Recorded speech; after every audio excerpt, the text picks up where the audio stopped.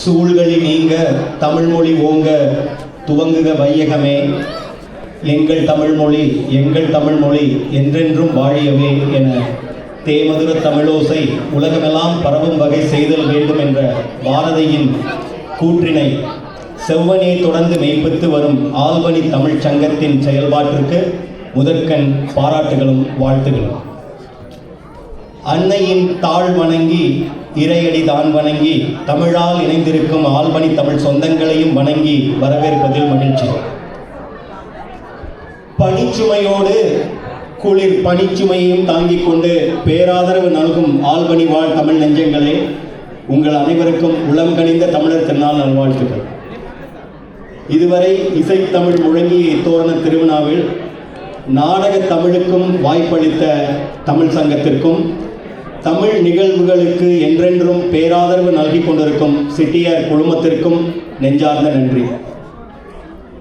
பட்டிமன்றம்னு ஒரு ஜாலியான தலைப்பு வைங்க அப்படின்னு சொல்லி எல்லாரும் ஆசைப்பட்டாங்க. ஆனால் வச்சு செய்கிற மாதிரி இருக்கணும், அதே சமயத்தில் ஜாலியாக இருக்கணும்னு சொன்னாங்க. வச்சு செய்கிறதுக்குன்னே பிறந்திருக்க நம்ம ஆளுங்க விட்டா வேற யாரு? அது மட்டும் இல்லை, இது வரைக்கும் ஆம்பளைங்களுக்குன்னு நம்ம தனியாக ஸ்பெஷலாக ஒரு நிகழ்ச்சியோ எதுவுமோ பண்ணதே கிடையாது. அதனால இன்னைக்கு முழுக்க ஆண்களை பற்றி மட்டுமே பேசுகிற ஒரு தலைப்போடு வந்திருக்கிறோம். ஏப்பா ஆம்பளைங்களா கொஞ்சம் நல்லா தான் கைதட்டீங்கப்பா.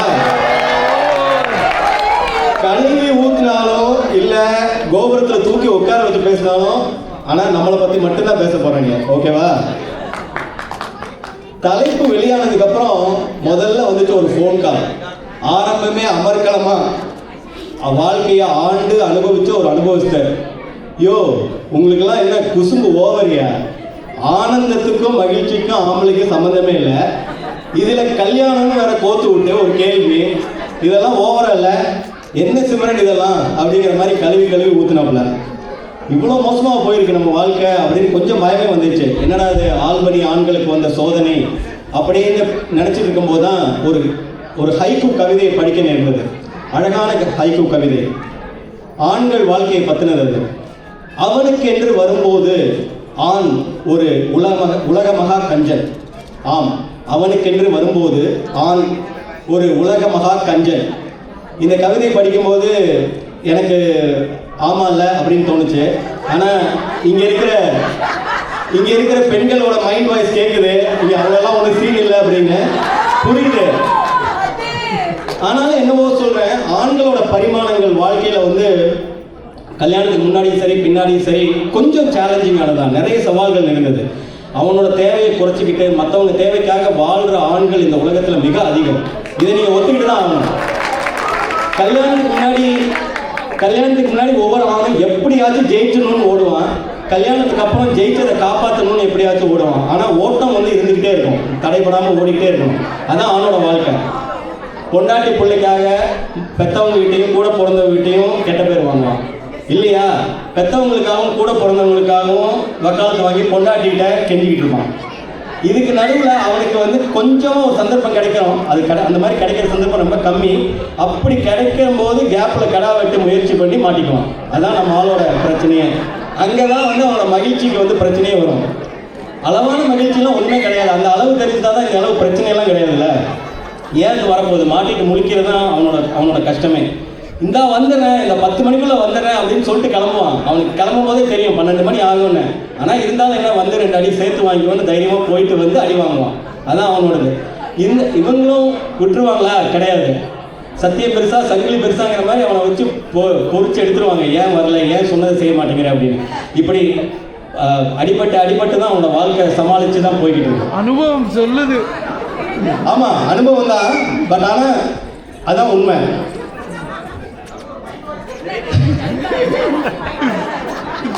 இப்படி ஒரு நாள் போய் என்ஜாய் பண்றதுக்கு கஷ்டப்பட்டு போய் வந்து திட்டு வாங்கிட்டு கடைசியில் அப்புறம் 9 மாசம் கஷ்டப்பட்டுட்டு இருப்பான். அவன்கிட்ட போய் மகிழ்ச்சியை பத்தி என்னன்னு கேட்டா என்னன்னு சொல்லுவான். வாங்க இன்னைக்கு பஞ்சாயத்தில் என்ன சொல்றாங்கன்னு பார்ப்போம். வழக்கம் போல புது பேச்சாளர்கள் பலருடன் உங்களை நம்பி இறங்கி இருக்கிறோம். உங்கள் வாழ்த்துகளும் கரகோஷங்களும் அவர்களை உற்சாகப்படுத்தும் என்ற நம்பிக்கையோடு 2 அணியினர் இந்த பக்கம் கல்யாணத்துக்கு அப்புறம் தான் நிறைவான மகிழ்ச்சின்னு வீட்டில் அடிக்கிறது பத்தாதுன்னு, வீட்டில் அடிக்கிறது பத்தாதுன்னு மேடை ஏறி ஊருக்கே அடிச்சு சொல்றதுக்கு 3 சிங்க பெண்கள். இந்த பக்கம் எவ்வளவு அடி வாங்கினாலும் பரவாயில்ல, நியாயத்துக்கு தான் குரல் கொடுப்போம், எங்க மகிழ்ச்சி கல்யாணத்துக்கு முன்னாடி தான் வலிக்காத மாதிரி நடிச்சுக்கிட்டு பேச காத்திருக்கும் பலியாடுகள், ஜல்லிக்கட்டு காளைகள் 3 பேர். என்ன பேச போறாங்க, யார் வீட்டில் என்ன வெடிக்க போகுதுன்னு தெரியல, பார்ப்போம். இன்னைக்கு சாப்பாடு இங்க இருக்கு. நாம எப்பவுமே பெண்களுக்கு தான் முன்னுரிமை கொடுப்போம். அந்த மரபை காப்பாற்றும் நோக்குடன் முதலில் சிங்க பெண்கள் அணி பேச்சாளர் உங்கள் முன் இதோ. உலக பொதுமறை தந்த வள்ளுவனுக்கு 133 அடி சிலை வைத்து அழகு பார்க்கும் குமரிக்கரையில் உதித்தவர், தமிழில் தனக்கென தனிமுத்திரை பதித்தவர், தமிழ்ச்சங்க மேடை இவருக்கு மிகவும் பரிச்சயம், தமிழ் வழி கல்வியில் உச்சம் தொட்டது இவரது தனித்துவம். வாங்க கின்சி, இன்னைக்கு பேச்சு தமிழோட பறை எனும் இசை தமிழிலும் இணைந்தவர், அதுக்காக ஒரு பெரிய வாழ்த்துக்கள்.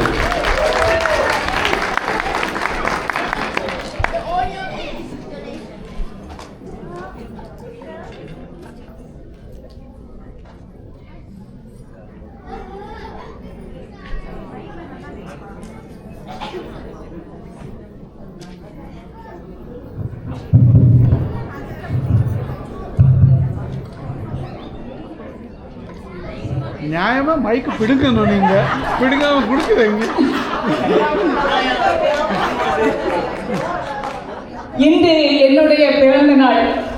வாழ்த்துக்கள். பிறந்த நாள் நல்வாழ்த்துக்கள். நன்றி. என்னுடைய பிறந்த நாளுக்காக ஆடம்பரமாக நிகழ்ச்சிகளை ஏற்பாடு செய்திருக்கின்ற ஆல்பனி தமிழ் சங்கத்தினருக்கு நன்றி. கொஞ்சம் டொனேஷன் கூட்டி கொடுத்துடுங்க போகும்போது. கண்டிப்பா. எங்கள் பேச்சை கேட்டு தட்டுவதற்காகவே கைகளை கொண்டு வந்துள்ள ஆல்பனி வாழ் தமிழ் மக்களே, நல்ல தீர்ப்பை வழங்குவதற்காக இந்த இடத்தில் அமர்ந்திருக்கும் நடுவர் அவர்களே, உண்மை என்னவென்று அறிந்து அதை உலகிற்கு உரைக்க சொல்ல வந்திருக்கும் எண்ணி சிங்க பெண்களே, உண்மை என்னவென்று அறிந்தும் கூட நாங்கள் பொய்யைத்தான் சொல்லுவோம் என்று பல பொய்களை பதிவு செய்ய காத்திருக்கும் எதிரணி பேச்சாளர்களே, உங்கள் அனைவருக்கும் தைத்திருநாள் நல்வாழ்த்துக்கள். திருமணத்துக்கு முன்னாடி தான் அதிக மகிழ்ச்சினா ஊர்ல உள்ள எல்லா ஆம்பளைங்களையும் நான் தனி கட்டியாதானே பார்க்கணும். ஆனா நான் பார்க்கிற ஆண்கள் எல்லாம் குடும்பமா மனைவி குழந்தைகளோடு சந்தோஷமா இருக்காங்க. ஏன் இங்க கூட பாருங்க, அப்படின்னா ஆண்களுக்கு குடும்பத்தோட இருப்பதுதானே பெருமகிழ்ச்சி.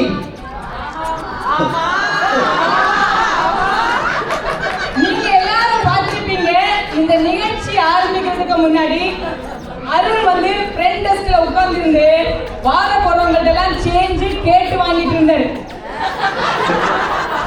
என்ன அருண் உங்களை இங்க உட்கார வச்சுட்டாங்களான்னு கேட்டேன். அவரு சொன்னாரு, வாழ்க்கையில ஒரு சேஞ்ச் வேணுங்க, அதுதான் எல்லாத்துக்கிட்டையும் சில்லறை வாங்கிட்டு இருக்கேன்னு சொன்னாரு. காசு பணத்தோடைய சேஞ்சுக்கும் வாழ்க்கையோடைய சேஞ்சுக்கும் வித்தியாசம் தெரியாதவருக்கு எப்படிங்க கல்யாணத்துக்கு அப்புறம் உள்ள சேஞ்ச் தெரியும்?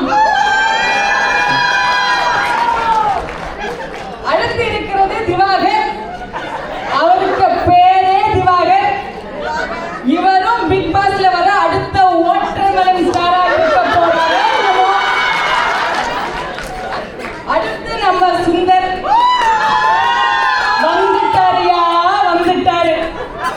இளவெட்டு தேங்காவை நீங்க அம்மியில வச்சு அரைச்சிங்கன்னு வச்சுக்கோங்க, அது அரையும் ஆனா அரையாது. அப்படித்தாங்க அவர் சொல்றதும் புரியும் ஆனா புரியாது. அவர் கமலஹாசன் உங்களுக்கு தெரிஞ்சு போச்சா? கரெக்டா சொன்னீங்க நடுவர் அவர்களே. குடும்பத்தோட மனைவி குழந்தைங்களோட சிரிச்சா மகிழ்ச்சி இல்லைன்னா வடிவேலு மாதிரி மல்லாந்து படுத்து வீட்டுக்கு விட்டத்தை பார்த்து சிரிக்கிறாங்க மகிழ்ச்சி. அப்படி சிரிக்கிறவங்கள என்ன சொல்லுவாங்கன்னு உங்களுக்கே தெரியும். நீங்க லூசு நேராவே சொல்லிடுமா, யாரும் தப்பா நினைக்க மாட்டாங்க. நீங்க உண்மையை தான் சொல்லுவீங்க நடுவர் அவர்களே. இது வேறயா? பேச்சுலரா இருக்கும்போது உள்ள சுதந்திரத்துக்கும் மகிழ்ச்சிக்கும் வித்தியாசம் தெரியாம குழப்ப கூடாது. நடுவர் அவர்களே, பேச்சுலர் லைஃப்ங்கிறது மின்சார வேலி. அதை தாண்டினா ஜாலி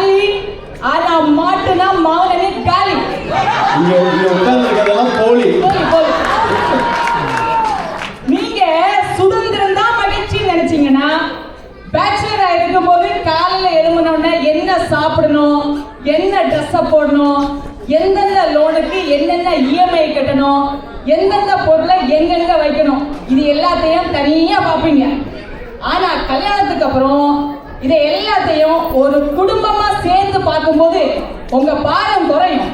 அப்படின்னா உங்களுக்கு சுதந்திரம் அதிகம் தானே ஆகணும், அப்படித்தானே? நிச்சயமா. திருமணத்துக்கு முன்பு நண்பர்களோட வெளியில போறது மட்ட ஆகிறது மகிழ்ச்சி. ஆனா அது சிற்றின்பம், வீக்கெண்ட் ஆஃபர் மாதிரி. ஏன்னா அது உடம்புக்கு கேடு. திருமணத்துக்கு பிறகு அளவோடு இருக்கிற கட்டுப்பாடும் பேரின்பம். அது லைஃப் டைம் ஆஃபர் மாதிரி. நிறைய நாள் வாழ்நாங்க உங்க குடும்பத்தோட. அளவுக்கு மீறினால் அமிர்தமும் நஞ்சுதானே. நடுவர் அவர்களே, திருமணத்திற்கு பின்பு சுதந்திரம் குறைஞ்சாலும் மகிழ்ச்சி அதிகமாகுது. நீங்க திருமணத்துக்கு முன்புதான் நிறைய மகிழ்ச்சின்னு திருமணம் பண்ணாம இருந்து பாருங்க. உன் கூட பிறந்தவனுக்கு கல்யாணம் ஆயிடும், உங்க நண்பனுக்கு கல்யாணம் ஆயிடும், உன் கூட சுத்தமே எல்லாம் செட்டில் ஆயிடும். 7 கழுத வயசுல கல்யாணம் ஆகாத நீங்க தான் பொண்ணு கிடைக்கணும் லோன்னு சுத்துவீங்க. உங்க வாழ்க்கையே நரகம் ஆயிடும். பொண்ணு கிடைக்காம படுற கஷ்டப்படுற ஒரு முரட்டு சிங்கிள்கிட்ட கேட்டு பார்த்தா தான் தெரியும் அந்த இது. அப்படி சொல்லுங்க நடுவர் அவர்களே. பேச்சுலரா இருக்கும்போது கண்ட கழுதையும் சாப்பிடுவீங்க. வாங்குற சம்பளம் பத்தாம ஒரு பாக்கெட் மாவுல 2 சப்பு தண்ணியை ஊத்தி தோசையை சுட்டு 1 ஸ்பூன் இட்லி பொடியை தொட்டு சாப்பிட்டாங்க. உங்களுக்கு கல்யாணத்துக்கு அப்புறம் 3 வேளையும் 6 சுவை சாப்பாடு. இது உங்களுக்கு பெருமகிழ்ச்சியா தெரியலையா நவர்களே? அதனால்தான் கண்ணதாசன் கூட தன் மனைவி பற்றி சொன்னார். பொன்னம்மாள் சமையல் என்றால் பூமி எல்லாம் வாசம் வரும். தக்காளி பச்சடியும் சாம்பாரும் காய்கறியும் கொத்துமல்லி சட்டினியும் கோவக்காய் பொரியலுமாய் அள்ளி அள்ளி வைத்து என்னை அருகிருந்து பார்த்திருப்பாள். கொலஸ்ட்ரால் கூடி போச்சு. அப்பாவுக்கு உடம்பு சரியில்லாம இருக்கும்போது குழந்தைங்க மருந்து மாத்திரை கொடுத்து காஃபியும் தந்து கவனிக்கும் போது இருக்கக்கூடிய ஆனந்தம் அதை அனுபவிச்சு பார்த்தவங்களுக்கு தாங்க தெரியும். குழல் இனிது யாழ் இனிது என்பர் தம்மக்கள் மழை சொல் கேளாதவர் என்று வள்ளுவர் சொன்ன மக்கள் பேரு திருமணத்துக்கு பிறகுதானே கிடைக்கிறது ஆண்களுக்கு. குழந்தை முதல்ல அப்பான்னு கூப்பிடும் போது அந்த ஆணுக்கு ஏற்படக்கூடிய பூரிப்பு மகிழ்ச்சி வேற எதுலங்க இருக்கு? அசந்து தூங்குற கணவனுக்கு போர்வைய போர்த்தி விடுதல இருக்கக்கூடிய அக்கறை, கை அழுக்கா இருந்தா மனைவி ஊட்டி விடுதல இருக்கக்கூடிய அன்பு, அவசரமா வெளியில போகும்போது எதையாவது மறந்து வச்சுட்டு போயிட்டா அதை ஞாபகப்படுத்தக்கூடிய குழந்தைகளுடைய கனிவு. இந்த வீடு எங்கேயுமே இருக்கு. அத்தனையும் அனுபவிச்சு போய் சொல்ல உட்காந்துருக்காங்க. என்ன இருக்கு கேளுங்க. இருமும் போது எங்க இருந்தாலும் ஓடி வந்து தலையில தட்டக்கூடிய பாசம், ஆபீஸ் கிளம்பும் போது மடிப்பு கலையாம அயன் பண்ணி கொடுக்கிற துணிகளுடைய காதல், இப்படி பெரும் மகிழ்ச்சி வீட்டுல ஒவ்வொரு மூலையில கொட்டி கிடக்குது. திருமணத்துக்கு பிறகுதான் ஒரு ஆணுக்கு திருமணத்துக்கு பிறகுதான் ஒரு ஆணுக்கு நிறைவு வரும், ஞானம் வரும், செல்வம் வரும், சகல சந்தோஷம் வரும் என்றால் நிறைவான மகிழ்ச்சி திருமணத்துக்கு பின்புதானே. அவளை போல ஒரு பெண் இல்லையில் நான் சாமானியனாகவே இருந்திருப்பேன். அவள் எனக்கு கிடைத்த வரம். இது கார்ல் மார்க்ஸ் தன் மனைவி ஜென்னை பற்றி சொன்ன வார்த்தைகள். ஒவ்வொரு ஆணின் வெற்றிக்கு பின்னும் ஒரு பெண் இருக்கிறாள். வீட்டையும் குழந்தைகளையும் மனைவி கவனித்துக் கொள்வதால் தான் ஆண்கள் உயர் பதவிகளில் பதற்றம் இல்லாமல் வெற்றி பெற முடிகிறது. எல்லா ஆண்களும் பட்டிமன்றத்தை முடிச்சுட்டு வீட்டுக்கு தான் போகணும். நடுவர் அவர்களே உங்களையும் சேர்த்துட்டான். உங்களுடைய நிறைவான மகிழ்ச்சி தொடரணுமா இல்லையான்னு உங்க தீர்ப்பு தான் முடிவு பண்ணணும். என்னத்தான் ஆண்கள் திருமணத்திற்கு முன் சுதந்திரமாக இருந்தாலும் மனைவி குழந்தைகள் என்று குடும்பமாக சேர்ந்து வாழும் போதுதான் அது நிறைவான மகிழ்ச்சியாக மாறுகிறது. ஏன் குடும்பமே சொர்க்கமாக மாறுகிறது. வேற என்னங்க வேணும் ஆண்களுக்கு? எனவே எங்கள் அணிக்கு தீர்ப்பை வழங்குமாறு கேட்டு விடைபெறுகிறேன். நன்றி, வணக்கம்.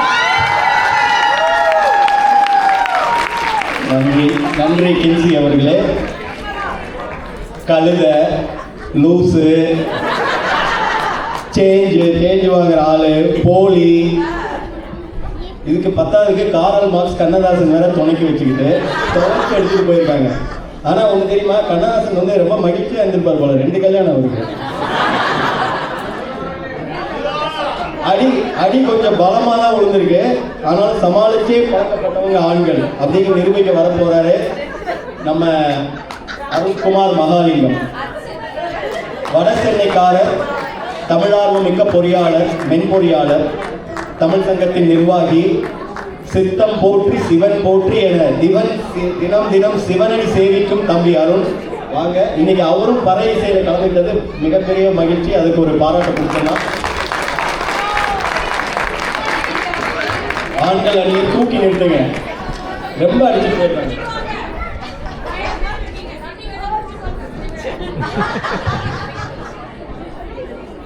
என்னை ஈன்ற தாய் தந்தைக்கும், என்னை ஆட்டி வைக்கும் எனது அருமை துணைவியாருக்கும், நல்ல ஒரு தீர்ப்பை வழங்க இங்கு நடுவில் அமர்ந்திருக்கும் திரு ராகவன் ஐயா அவர்களுக்கும் மற்றும் நம் ஆல்பனி அன்பு சொந்தங்களுக்கும் முதலில் வணக்கம். சின்சியர்க்கா, தம்பின்னு சொல்லிட்டு சில்லற பயின்றீங்க. நானே 2:30 மணிக்கு ஆரம்பிக்க வேண்டிய ப்ரோக்ராம் 3:30 மணிக்கு ஆரம்பிச்சது. என்ன அந்த கீபோர்டை பார்த்தா என்னென்ன இருக்குன்னே புரியல. ப்ரோக்ராமை மாற்றி அங்கே டென்ஷன் உட்காந்துக்கிட்டு என்னை வந்து சில்லற பையன்றீங்க. அது மட்டுமா, ஒட்டுமொத்த ஆண்களையும் லூசு பையன் வேற சொல்லிட்டு. சரி, நாம தலைப்புக்குள்ள போவோம். ஒரு ஆணின் நிறைவான மகிழ்ச்சி திருமணத்திற்கு முன்பா பின்பா? திருமணத்திற்கு பின்புதான் என்று பேச வந்திருக்கும் எதிரி அணியினரே, இது இட்லின்னு சொன்னா சட்னி கூட நம்ப. சரி, நான் இப்ப இன்னைக்கு பேசிட்டு வீடியோ போனேன்னா நாளைக்கு எனக்கு சோறு கிடைக்குமான்னு தெரியல. சரி, வாய்ப்பே இல்லை. சோறு கிடைக்கலன்னா கூட பரவாயில்ல, அந்த உப்புமா தப்பு. அது ரொம்ப வந்து போயிருக்காரு உப்புமா சாப்பிட்ட. ஐயா, நான் ஆந்திரா மெஸ்க்கு போனேன்னா 2 அன்லிமிட்டட் மீல்ஸ் அடிக்கிற ஆளு. நமக்குலாம் உப்புமா எங்க காணும்? என்ன சொல்றது? இவங்களே இந்த கிச்சியக்காவை எப்படி பேசிட்டு போயிட்டாங்கன்னா அடுத்து வர போற இந்த விஜயாக்காவும் அனுஷாக்காவும் என்னென்ன பேச போறாங்கன்னு தெரியல. பொய்யா பேச போறாங்க, பாத்துக்கலாம். சரி, நான் உள்ள வரும்போது வெளியில பின்னெடுத்து மகேஷ் அண்ணா இருந்தாங்க. அவர்கிட்ட நான் பேசுறது இன்சூரன்ஸ் ஏதாவது கிடைக்குமான்னு கேட்டதுக்கு, இதுக்கெல்லாம் இன்சூரன்ஸ் கிடையாது, பொம்பளை கடை கிடையாது. ஐயா, நான் இங்க திருமணமே வேண்டாம்னு சொல்லி பேச வரேன். சரிங்களா? ஆனா ஒண்ணு சொன்னாங்க பாருங்க, மாட்டினா அவனை காலி. ஓகே, மாட்டினா அவனை காலி. அதை பத்தி தாங்க பேச வந்திருக்கேன். ஒவ்வொரு ஆணின் நிலைமையும் இந்த ரெட்டை டயர்ல அதுல மாட்டின எலி கணக்காக தான் வாழ்க்கை இருக்குது. இந்த ஆண்கள் இருக்காங்க பாருங்க, கல்யாணத்துக்கு முன்னாடி நல்லா ஜம்முன்னு சூப்பர்மேன் மாதிரி சூப்பர் ஹீரோ கணக்கா இருப்பான். கல்யாணத்து அன்னைக்கு நல்லா கோட் சூட் போட்டுக்கிட்டு ஜென்டில்மேன் மாதிரி இருப்பான். முடிஞ்சது அவ்வளவுதான். முடிஞ்சது. அதுவும் கொஞ்ச நேரத்துக்கு அப்புறம் பசங்கெல்லாம் வளர்ந்ததுக்கு அப்புறம் டாபர்மேன் மாதிரி ஓரமா உட்கார்ந்துட்டு இருக்க வேண்டியதுதான். ஏப்பா, அவங்க நாய் ஒண்ணுதான் சொல்ல, அதை வேற ஐயா, நீங்க வேற மைண்ட் வச்சு சொல்லி வெளியே வெளியிட்டு இருக்கீங்க. ஐயா, உங்களை ஒரு கேள்வி கேட்கிறேன். ஐ டோன்ட் நோ அப்படின்னா தமிழ்ல என்னையா? எனக்கு தெரியாது. நான் ஏன் நடுவுறாந்துட்டு தெரியலன்றீங்க? ஐ டோன்ட் நோயா? ஐ டோன்ட் நோனா எனக்கு தெரியாதுப்பா.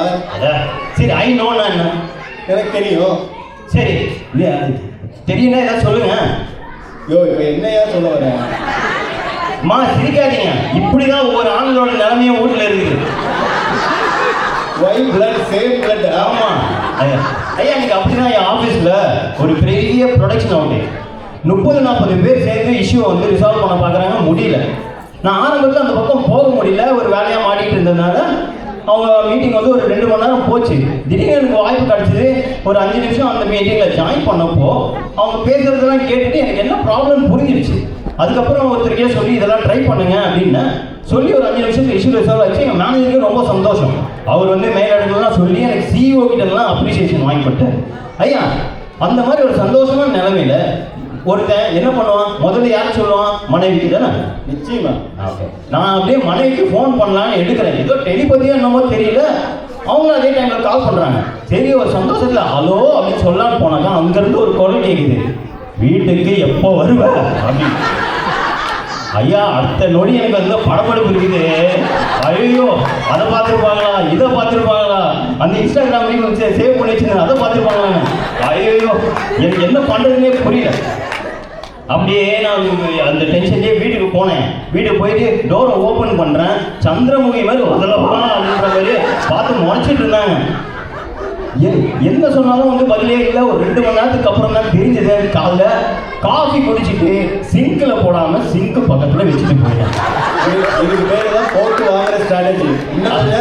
நீங்களே உடனே கொட்டிருப்பீங்களா எல்லாத்தையும்? ஆமாம், என்னதான் சொல்கிறேன், ஒரே படபடப்பாயிடுச்சு. அதுக்கு ஒரு மன உளைச்சல் அன்னைக்கு பூரா. நம்மளை அள்ளு கூட வைக்கிறதுனா உங்களுக்கு அல்வா சாப்பிட்ற மாதிரி. ஆமாம் ஐயா, கல்யாணத்துக்கு முன்னாடிலாம் ஃப்ரெண்ட்ஸுங்களோட படத்துக்கு போகணும்னு முடிவு பண்ணா போதும்.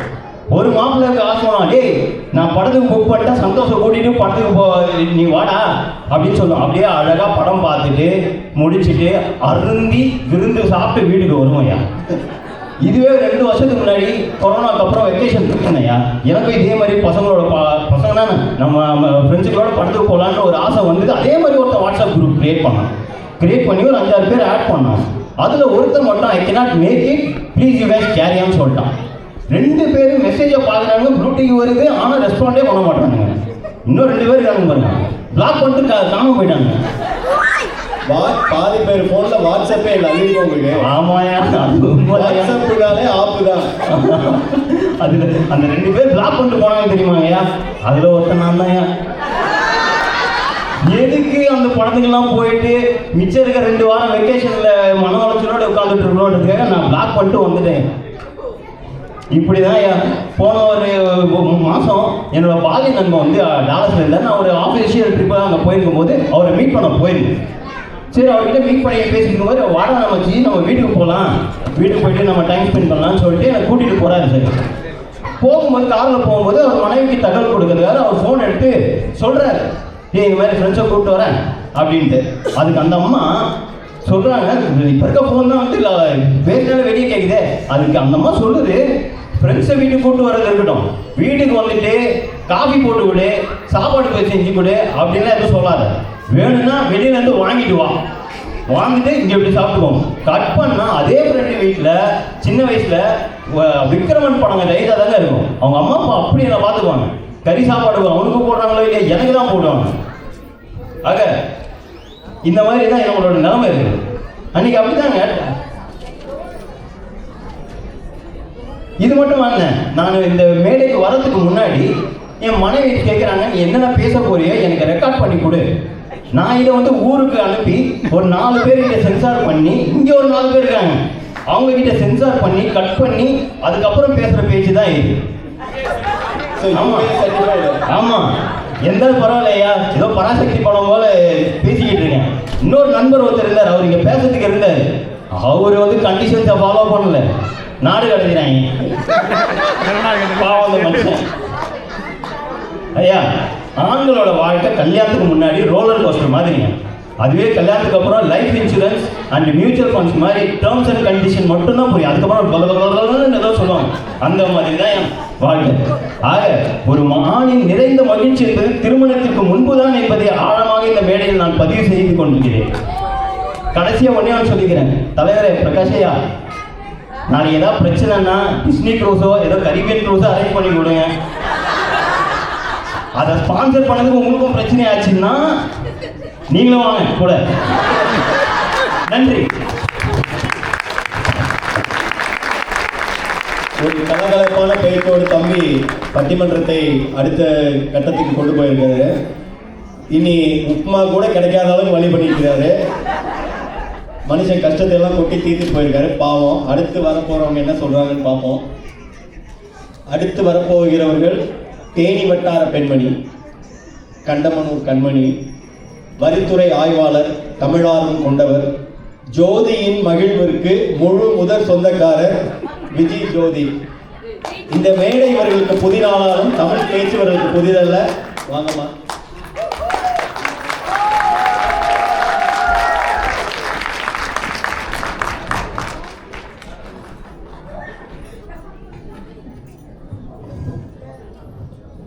அனைவருக்கும் பொங்கல் நல்வாழ்த்துக்கள். அருள் தம்பி பயங்கரமா பேசிட்டு போனாரு. யாரை பத்த பிள்ளையோ பேசின எல்லா பாயிண்ட்ஸும் எனக்கு சாதகமாக பேசிட்டு போயிட்டாரு. ஆம்பளைங்களே அப்படிதாம்மா.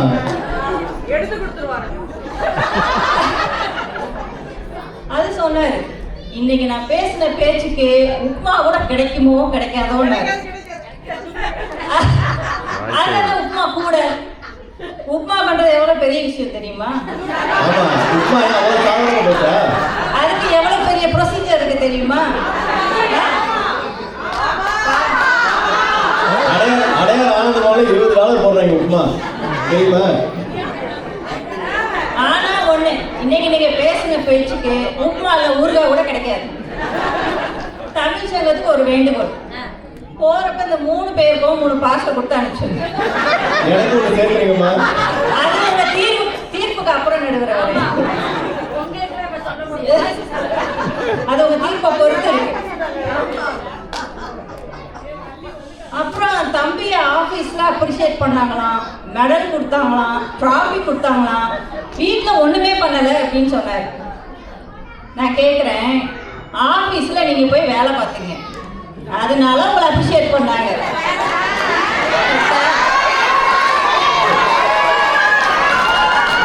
நீங்க வீட்டுக்கு வந்து என்ன பண்றீங்க? நல்ல கால் மேல கால் போட்டுட்டு பார்த்த காமெடியவே திருப்பி திருப்பி திருப்பி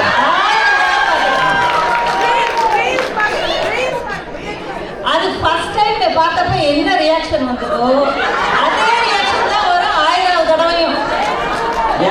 ஒரு தடவை பண்ணா நாங்க எங்க பேச்சு நாங்களே கேட்க மாட்டோம். அதனாலதான் இதுல அப்ரிசியேஷன் வேற ஒரு கேடு. ஆமா, காஃபி குடிச்ச கப்ப கூட கழுவாம போறாங்க, இது கொட்டாம கொஞ்சுவாங்கப்பா. சொல்லுங்க நடுவரே. இந்த குளிர்ல பைப்பு திறந்து கை கூட வைக்க முடியல, அவ்வளவு குளிருக்கு. ஆனா இந்த காலத்துல பெண்கள் தான் வேலைக்கு போறாங்க, போயிட்டு வந்து வீட்டையும் பேலன்ஸ் பண்ணி ஒர்க்கையும் பேலன்ஸ் பண்ணி இடையில உங்களையும் பேலன்ஸ் பண்றோம். இதெல்லாம் ஒரு பெரிய விஷயம். இங்க வந்து பேச வந்திருக்கீங்க. ஃபோன் பண்ணி வர எங்க இருக்கீங்க, எப்ப வர்றீங்க அப்படின்னு கேட்டாங்களாம். தெரியாம தான் நான் கேக்குறேன், எங்களை பார்த்தா என்ன உங்களுக்கு லூசு மாதிரியா இருக்கு?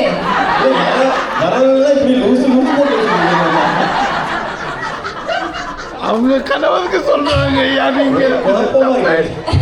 நீங்க எப்ப வரீங்க, எத்தனை மணிக்கு வர்றீங்கன்னு கரெக்டா ஃபோன் பண்ணி சொன்னீங்கன்னா நாங்களே உங்களுக்கு ஃபோன் பண்ணி எப்ப வரீங்க எத்தனை மணிக்கு வர்றீங்கன்னு கேட்க போறோம். கரெக்ட் தானே? அப்பதான் சொல்லியிருப்பீங்க, நான் 5 நிமிஷத்துல வந்துடுவேம்மா அப்படின்பீங்க. அது சொல்லி 1/2 மணி நேரம் இருக்கும். இதுதான் உங்க டைம், இந்தியன் ஸ்டாண்டர்ட் டைம். அப்புறம் தம்பி ஆந்திரா மெஸ்ல போய் அன்லிமிட்டட் மீல அசால்ட்டா சாப்பிட்டு வரோம். எங்க இப்ப சாப்பிட சொல்லுங்க, என்ன வரும்? வயிறு வலிக்கும், நெஞ்சு எரியும். அப்புறம் உங்களை யார் இந்த குளிர்ல எமர்ஜென்சி தூக்கிட்டு போறது? அது இந்த -டிகிரி வெதர்ல இதெல்லாம் யோசிக்க வேண்டாமா? இனிமேல் உப்மா தான் உங்களுக்கு. அப்புறம் சொன்னாரு, கல்யாணத்துக்கு அப்புறம் லைஃப் வந்து டேர்ம்ஸ் அண்ட் கண்டிஷன்ஸ் இருக்கிற லைஃப் இன்சூரன்ஸ் மாதிரி போயிட்டு இருக்கு அப்படின்னாரு. ஐயா, லைஃப் இன்சூரன்ஸ் நல்லது, எல்லாரும் கூவி கூவி கூப்பிடுறாங்க, லைஃப் இன்சூரன்ஸ் எடுங்க, அது உங்க குடும்பத்தை பாதுகாக்கும், உங்களை பாதுகாக்கும் சொல்றாங்க. இப்படி எல்லா நல்ல விஷயத்தையும் கெட்டதாவே பாக்குறதா நீங்க? அப்புறம் இந்த 1000 பொய் சொல்லியாவது கல்யாணம் பண்ணணும்னு சொல்லுவாங்க. ஏன் சொல்றாங்க? கல்யாணத்துக்கு பின்னாடி தான் நிறைவான மகிழ்ச்சி கிடைக்கும்னு சொல்றாங்க. இப்போ கல்யாண மாலை ப்ரோக்ராம்ல போய் உட்காந்துக்கிட்டு எனக்கு நல்ல படித்த அன்பான அறிவான ஒரு பெண் வேணும் கேட்குறீங்க. அப்புறம் அவனை சொல்லுவேங்க, இல்லைன்னா என்னையா நிற்கிற மாதிரி ஒரு பெண் வேணும்னு கேட்பீங்க. அதுக்கு மோகன் சாரும் சொல்லுவார், நீங்கள் நினச்ச மாதிரி நல்ல படித்த நல்ல குணமுள்ள நீங்கள் நினைக்கிற மாதிரி எள்ளுனா என்னையா நிற்கிற ஒரு எள்ளு கிடைப்பாங்கன்னு சொல்லுவார். சாரி, ஒரு பெண் கிடைப்பாங்கன்னு சொல்லுவார். அது அன்பா சிரிச்சுக்கிட்டே வர சொல்லுவாரு.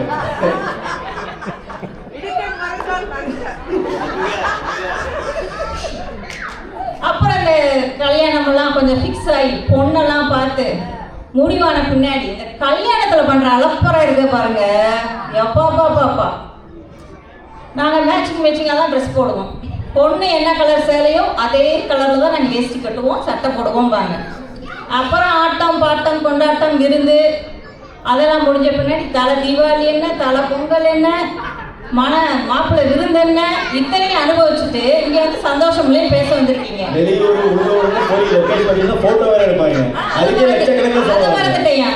கல்யாணத்துக்கு முன்னாடி ஒரு ஃபோட்டோ ஷூட் பண்ணுவாங்களாம், கல்யாணத்துக்கு அப்புறம் ஒரு ஃபோட்டோ ஷூட் பண்ணுவாங்களாம். இத்தனை ஆக்டிவ்லையும் பண்ணிட்டு கல்யாணத்துக்கு பின்னாடி சந்தோஷம் இல்லைங்கிறீங்க.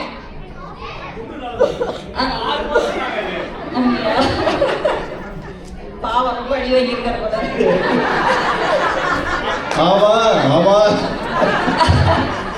ஐயா, கல்யாணத்துக்கு முன்னாடி ஆண்கள்லாம் காஞ்சி போன தோசை மாதிரி இருப்பாங்க. கல்யாணத்துக்கு பின்னாடி பாத்தீங்கன்னா புசு புசுன்னு புஷ்பு இப்படி மாதிரி ஆயிடுவாங்க. அந்த அம்மாவே அவங்க வீட்டு ஆம்பளைங்க மகிழ்ச்சியா வச்சுக்கிறாங்க. இப்ப ஒல்லியாயிருச்சு தெரியுமா உங்களுக்கு? அந்த அம்மா தான் இப்ப ஒல்லியா இருக்கிறதுக்கான அம்பாசிடரே. அடுத்து ஒரு மனிதனுக்கு என்ன அத்தியாவசியமான தேவை? உணவு. அந்த உணவு எப்ப கிடைக்குது? கல்யாணத்துக்கு அப்புறம் தானே. இந்த பிக் பாஸ் வீடு மாதிரி. யாராவது பிக் பாஸ் ஃபேன் இல்லையா? யாருமே இல்லையா? சரி விடுங்க, அதுக்கு நம்ம சாப்பாட்டு விஷயத்துக்கு வருவோம். ஸோ காலையில் 7 மணி ஆனால் சுட சுட காஃபி, 8 மணி ஆனால் சுட சுட இட்லி, 1 மணிக்கு சாப்பாடு, 5 மணிக்கு சிற்றுண்டி வேற. அடுத்து சொல்லுவாங்க, எனக்கு ரொம்ப பசிக்கலம்மா, சும்மா 2 தோசை போட்டால் போதும் வாங்க. தோசை சுட ஆரம்பிச்சா தோசை சைக்கிள் மாதிரி சாப்பிட வேண்டியது. இவங்க சொல்ற வீடெல்லாம் ஆல்பனியில தான் இருக்கான்னு விசாரிக்கணும். இத்தனை அனுபவிச்சுட்டு சந்தோஷம் இல்லைன்னா எப்படி? சந்தோஷமா தானே இருந்திருக்கீங்க. அப்புறம் இந்த கொரோனா காலம் எல்லாருக்கும் ஞாபகம் இருக்கும். அப்போ வெளியில எவ்வளவு நெகட்டிவிட்டி இருந்துச்சு, அதை எல்லாத்தையும் பாசிட்டிவா மாத்தினது உங்க குடும்பம் தானே. ஆமா, ஃப்ரெண்டு வீட்டுல கூட விட மாட்டாங்க. ஆமா தலைவர், யார் வீட்டுக்காவது போக முடிஞ்சதா? அப்புறம் அந்த சமையல் தெரியாத மனைவிகள் கூட விதவிதமா சமைச்சு கொடுத்தாங்க. உதாரணம், டல்கோனா காஃபி, ஐஸ்கிரீம், ரசம், இப்படி விதவிதமா செஞ்சு கொடுத்தோம்ல. எல்லாத்தையும் சாப்பிட்டு நல்லா இருக்குமான்னு சொல்லிட்டு இங்க வந்து அப்படி ஒன்று நிறைவான மகிழ்ச்சி இல்லைங்கிறீங்க.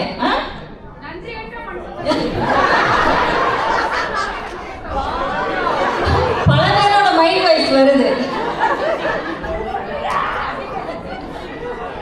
அப்புறம் இந்த கல்யாணத்துக்கு முன்னாடி கிடைக்கிற மகிழ்ச்சி வந்து பிளாக் அண்ட் ஒயிட் படம் பார்த்த மாதிரி, கல்யாணத்துக்கு பின்னாடி கிடைக்கிற மகிழ்ச்சி தான் கலர் படம் பார்த்த மாதிரி. ரொம்ப பணம் கொடுத்து கூப்பிட்டு வந்திருக்காங்க போல இருக்கு கூட்டத்தை. இப்போ நம்ம எல்லாருமே அடுத்த தலைமுறைக்கு கல்யாணம் பண்ற வயசுக்கு வந்துட்டோம். இப்போ அடுத்த தலைமுறைக்கு நிறைவான மகிழ்ச்சிக்கான சரியான அறிவுரையை கொடுக்க போறோமா, இல்ல அவங்கள தப்பா வழிநடத்த போறோமா? நடுவர் அவர்களே, உங்கள் தீர்ப்பில் இருந்தே நல்ல அறிவுரை ஆரம்பிக்கட்டும் என்று சொல்லி வாய்ப்புக்கு நன்றி கூறி விடைபெறுகிறேன். நன்றி.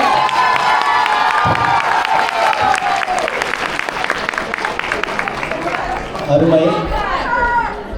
கண்டமனூர்காரங்கன்னு அறிமுகப்படுத்துறதுக்காக இப்படியா போட்டு கட்டிட்டீங்க. ஆத்தாடி, சீரியல் நிறைய பாப்பீங்களா? சீரியல், பிக் பாஸ் சீரியல், பொது அறிவு. ஆமா, ஆனா ஒரு அழுத்தமான கேள்வியை இந்த மன்றத்தில் பதிவு செய்துவிட்டு போயிருக்கிறார்கள். அதற்கான பதில் என்னவென்று இந்த பக்கத்துல இருந்து பார்ப்போம். அடுத்து வரப்போறவர் வந்து ஆம்பூர்காரர், சிலம்பு செல்வர், திவாகர், வேலூர் மண் பிறந்த முடிசூடிய மன்னர். இவரும் விஜி என்ற பெயரோடு நெருங்கிய தொடர்புடையவர். வீட்டுல கூட அமைதியா பேசுற மனுஷன் இன்னைக்கு மேல ஏறி வந்திருக்காரு. அவ்வளோ நொந்து போயிருக்காரு போல. வாங்க திவாகர்.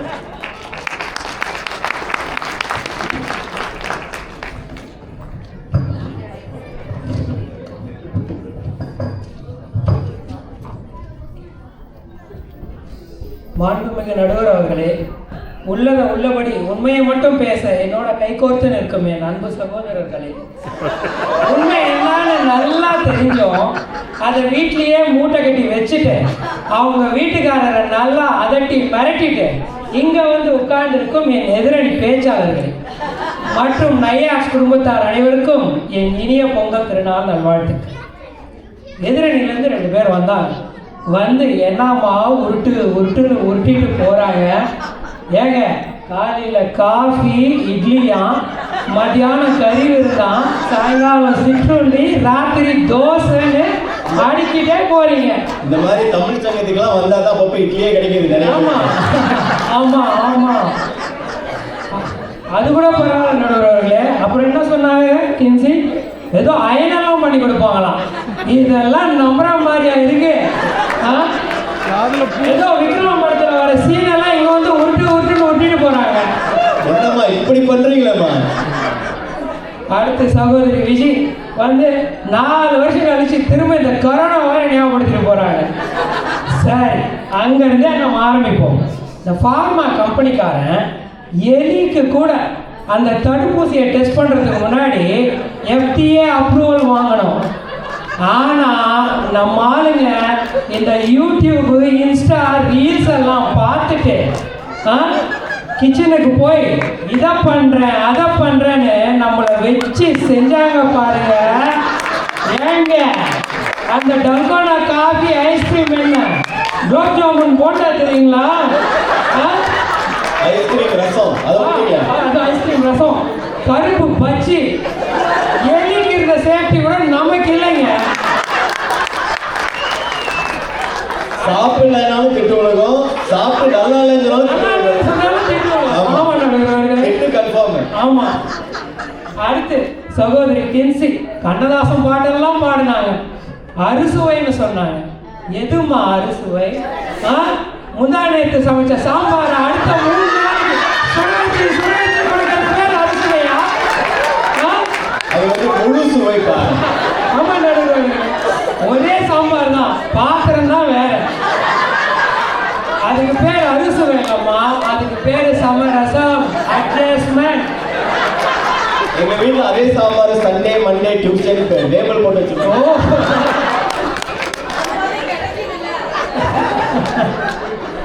அதுக்கப்புறம் ஏதோ கல்யாணத்துக்கு அப்புறம் தான் வாழ்க்கையே செட்டில் ஆகுதான்.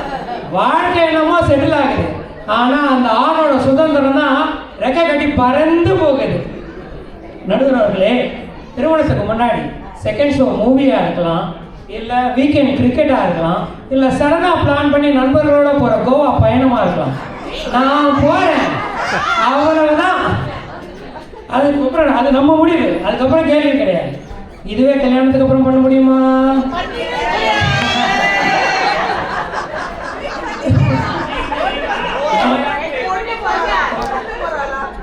கல்யாணத்துக்கு அப்புறம்னா முதல்ல நம்ம வீட்டு வேலையெல்லாம் செஞ்சு நல்ல புருஷன்னா சந்தர்ப்ப சூழ்நிலையெல்லாம் பார்த்து மெதுவாக நான் போகலாமான்னு கேட்கணும். அதுக்கு அங்கேருந்து வரும் பாருங்க, எங்க யாரோட எதுக்கு எப்போ திரும்ப வருங்க? மனுஷனுக்கு போகிற ஆசையை விட்டு போயிடுங்க. கோவா போறதுக்கு இப்படி குறுக்கு விசாரணை பண்ணா பரவாயில்ல, இங்க இருக்க லேக் ஜார்ஜ் போறது இதே விசாரணை. ஆமா ஆமா, இதுக்கு அவங்க வச்ச பேரு அக்கறை. இது உண்மையிலேயே அக்கறையா இல்ல சிபிஐ விசாரணையா? அதுக்கப்புறம் என்னது, திருமணத்துக்கு அப்புறம் தான் அமைதி கிடைக்குதான். எந்த அமைதி? திருமணத்துக்கு முன்னாடி தூக்கமும் கொரட்டையும் எங்க ரைட்டு, எங்க உரிமை. அதுவே தூக்கத்துக்கு அப்புறம் திருமணத்துக்கு அப்புறம் கொரட்டைன்னா என்ன? Night long fight. என்ன கொடுமை! தூக்கம் இல்லாம நடுவர்களே எப்படி அமைதியான வாழ்க்கை? அடியா படிக்காத வரைக்கும் பரவாயில்ல. ஆமா, பல நேரம் அது வேற நடக்கும். அடுத்து சிஸ்டர் விஜய் வேற லெவல். ஏதோ கல்யாண மாலை கதையெல்லாம் சொன்னாங்க, பொருளாதாரம் சொன்னாங்க. அப்புறம் இந்த வள்ளுவன் கண்ட வாசுகி போல அவங்க தான் வீட்டில் இருக்க பாதி வேலை எல்லா வேலையும் செய்கிற மாதிரி என்னமா உருட்டிட்டு போனாங்க. அண்ணன் ஜோதியை கேட்டால் தான் தெரியும் உண்மை என்னான்னு. மக்களே, இந்த கல்யாணங்கிறது 2 வகை. ஒன்று நம்ம சொந்த பந்தங்கள்லாம் சேர்ந்து வைக்கிற ஆப்பு, அதான் அரேஞ்ச்டு மேரேஜ். இன்னொன்று சொந்தமா நாமளே நமக்கு வச்சுக்கிறது லவ் மேரேஜ். இதுல நான் ரெண்டாவது வகை. வாண்டடா வந்து வண்டியில ஏற்றுவேன். வாண்டடா வந்து சிக்கிட்டு இவ்வளோ பேச்சு வேற. ஆமா நடுவர்களே, இதை ஏன் சொல்றேன்னா, வீட்டில் இப்போ துணி துவைக்கிறது, பாத்திரம் வளர்க்குறது, வீட்டை வேக்யூம் போட்டு சுத்தமாக வச்சுக்கிறது, 10வது வரைக்கும் இப்போ ஒர்க் ஃப்ரம் ஹோம்னால பாதி சமையலும் நான் தான். இதில் எப்படி உண்மையான மகிழ்ச்சி இருக்க முடியும்? இது கடமை, பொறுப்புணர்வு, கமிட்மெண்ட். அன்பும் மரணம் உடைத்தாயின் இல்வாழ்க்கை பண்பும் பயனும் அது.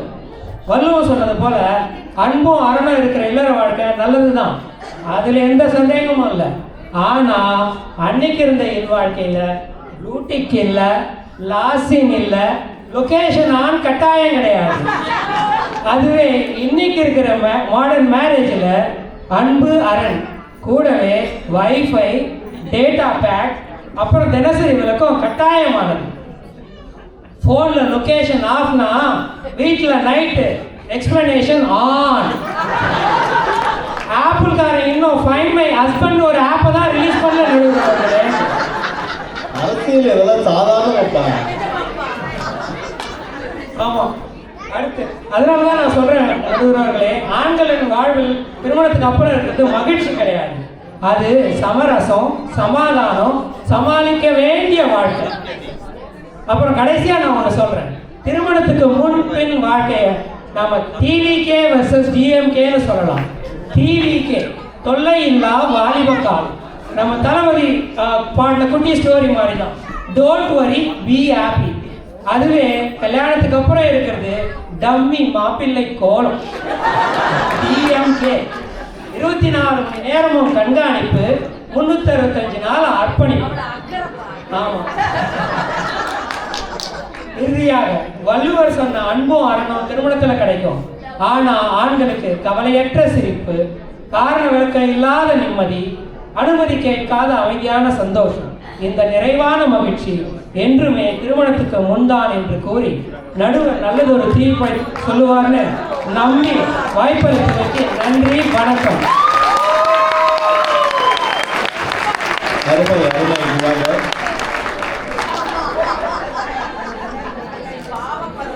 உங்க மனைவியை சொல்றீங்களா இங்கதான் இருக்கேன்னு? ரொம்ப நொந்து போயிருக்காரு. ஃபைண்ட் மை ஆப்பு, லொகேஷன் ஆனு, ரொம்ப நொந்து போயிருக்காரு. அடுத்து கொரட்டை வேற கஷ்டப்படுத்தி கொரட்டை விடுற கஷ்டத்தை எல்லாம் சொல்லிட்டு போறாரு. அது இங்க இருக்க நிறைய பேருக்கு அந்த கஷ்டம் இருக்கும்னு நினைக்கிறேன். அடுத்து வரப்போறவங்களுக்கு அறிமுகம் தேவையில்லை. அனுஷா, இவங்களுக்கு தமிழ் மேடையும் இந்த ஆல்பனி மேடையும் புதிதல்ல, சகலகலா வள்ளி. இவங்களுக்கு மைக்கே தேவையில்லைன்னு நிறைய பேர் சொல்லுவாங்க, இருந்தாலும் மைக் கொடுத்துருக்கோம். வாங்கம்மா அனுஷா, பார்த்து. அனைவருக்கும் வணக்கம். வணக்கம். தலைப்பு என்னங்க? ஆண்களுக்கு கல்யாணத்துக்கு அப்புறம் நிறைவான சந்தோஷமா இல்ல கல்யாணத்துக்கு முன்னாடியா அப்படின்றது நம்ம எம்சி கூட ஒத்துக்கிட்டாங்க. இதை என்ன ஒரு பட்டிமன்றம் வச்சுதான் நம்ம தீர்மானிக்கணுமா? ஏன் உங்களுக்கு தெரியாதா நடுவரையா? நம்ம வினை தாண்டி வருவாய் படம் மாதிரி இங்க என்ன சொல்லுது? ஜெசி ஜெசின்னு சொல்லுதா? அதே மாதிரி நம்ம ராகவனையா வள்ளி வள்ளி சொல்லுதா?